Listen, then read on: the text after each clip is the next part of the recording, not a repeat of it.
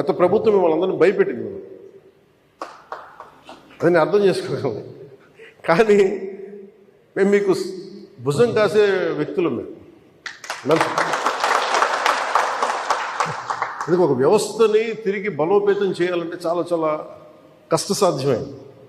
నాకు నిజంగా చెప్పాలంటే ఒకసారి నాకు ఇది నేను చాలా ఆనందంగా ఎంచుకున్న శాఖ. నేను ప్రభుత్వ ఉద్యోగ కొడుకుని, ఆ జీతాల మీద మేము పెరిగిన వాడిని.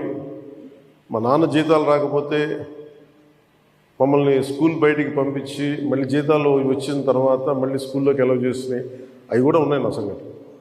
అలాంటి సంఘటనలు ఉన్నాయి. అందుకని కష్టాన్ని అర్థం చేసుకోగలను. అంటే 1వ తారీఖు జీతం రాకపోతే ఏమవుద్దు నాకు అనుభవం ఉంది. నాకు అలాగే ఆఖరి వారంలో డబ్బులు అయిపోతే కూడా ఆ పరిస్థితి కూడా నాకు తెలుసు. మాకు పొరపాటున మేము ఏదో ఇవి జరిగిపోయినాయి, కానీ మేము ఇలా ఈ సినిమా రంగంలో ఇవన్నీ ఉండటం వల్ల బేసిక్గా చాలా సాధారణ స్థాయి నుంచి వచ్చాం. కాబట్టి అన్నిటికంటే కూడా సాధారణ స్థాయి మాకు భగవంతుడి వచ్చిన మమ్మల్ని తీసుకొచ్చిన సాధారణ స్థాయి కష్టాలని మేము మర్చిపోం. అందుకని ఈ రోజున రోడ్ల మీద బయటికి వెళ్ళి ఎందుకు ఆగి ఎందుకు మాట్లాడుతానంటే ఆ కష్టం ఎలా ఉంటుందో నాకు తెలుసు.